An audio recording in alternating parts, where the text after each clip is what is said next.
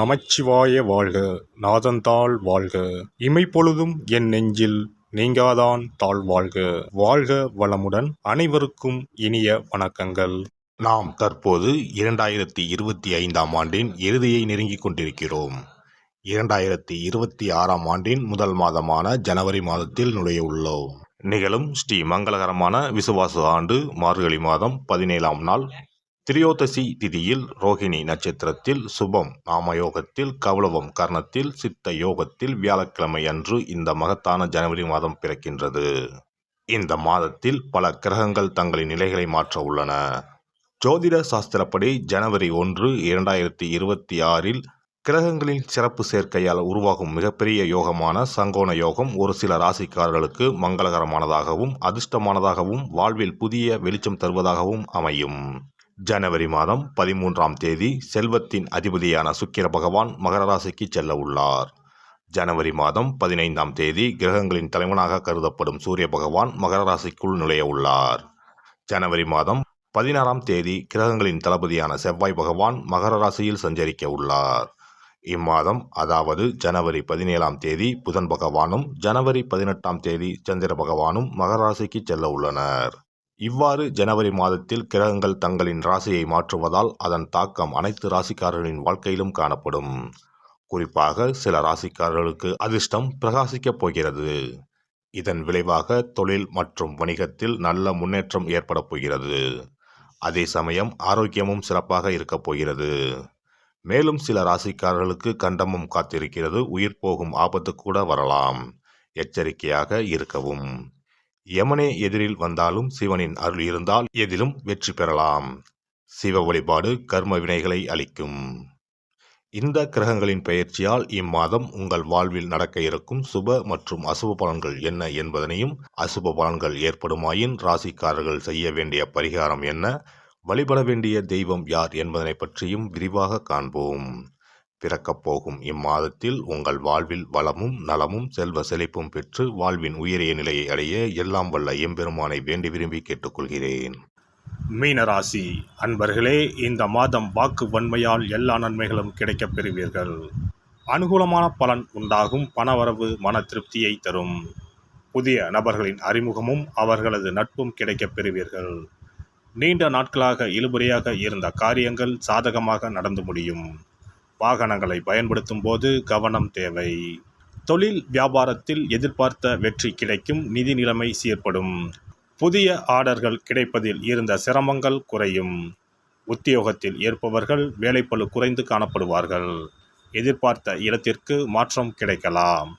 குடும்பத்தில் ஒற்றுமை உண்டாகும். கணவன் மனைவிக்கு இடையே இருந்த இறுக்கமான சூழ்நிலை நீங்கி மகிழ்ச்சி உண்டாகும். பிள்ளைகளால் இருந்த மன வருத்தம் நீங்கி அவர்களுடன் சந்தோஷமாக வெளியே சென்று வருவீர்கள். பெண்களை பொறுத்தவரை இந்த மாதம் எல்லா காரியங்களும் அனுகூலமாக நடக்கும். மனக்கவலை நீங்கி நிம்மதி உண்டாகும்.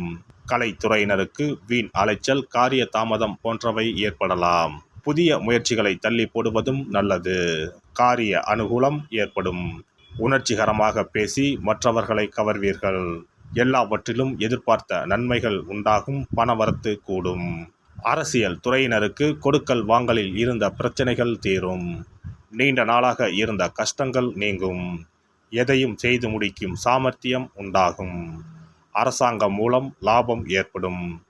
வெளியூர் அல்லது வெளிநாட்டு பயணம் சாதகமாக இருக்கும். மாணவர்களுக்கு கல்வியில் முன்னேற்றம் காண முழு மூச்சுடன் செயல்படுவீர்கள். நட்சத்திர பலன்கள் பூரட்டாதி 1ஆம் பாதம்.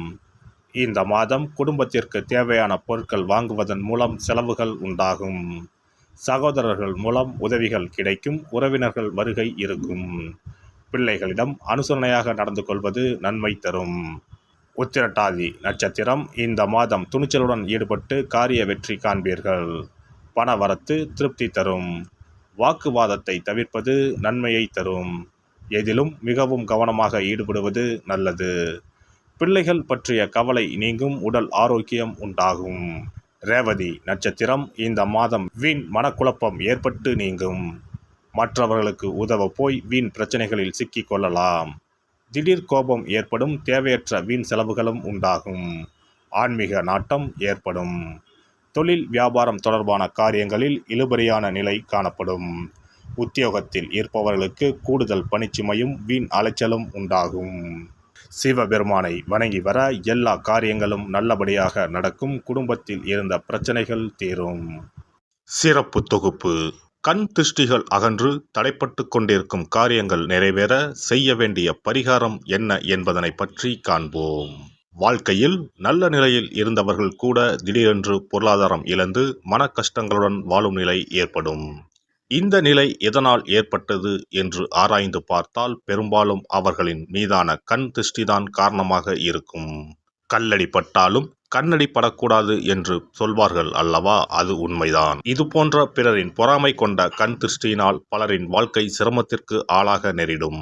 இது போன்ற கண் திருஷ்டிகளிலிருந்து எப்படி தப்பிப்பது? இருக்கவே இருக்கிறது எளிதாக கிடைக்கும் ஊமத்தஞ்செடி. தெய்வ சக்தி நிறைந்த செடியாக கருதப்படும் ஊமத்தஞ்செடியின் காய், பூ, இலைகள் என அனைத்தும் தீய சக்திகள் விரட்ட பரிகாரத்துக்கு பயன்படுகிறது. பொதுவாக ஊமத்தம் காய்க்கு கெடுதலை அகற்றக்கூடிய சக்தி உண்டு. நம் வீட்டில் உள்ள எதிர்மறை சக்தியை அகற்றுவதற்கு ஊமத்தங்காய் தீபம் சிறந்த பரிகாரமாகிறது. தெய்வீக மகத்துவம் நிறைந்த ஊமத்தங்காய் மற்றும் பூவையும் எடுத்துக்கொள்ளுங்கள். வீட்டுக்கு அருகில் இல்லை என்றால் நாட்டு மருந்து கடைகளில் கிடைக்கும். இந்த 2 பொருட்களையும் மஞ்சள் தண்ணீரை கொண்டு நன்றாக கழுவி விடுங்கள். சிறிது நேரம் அவற்றிலுள்ள ஈரம் போக ஆறவிட்டு பிறகு அவற்றை ஒரு மஞ்சள் துணியில் குலதெய்வத்தை வேண்டி ₹1 நாணயத்தோடு சேர்த்து முடிந்து வீட்டின் நிலைப்படியில் கட்டி தொங்க விடுங்கள்.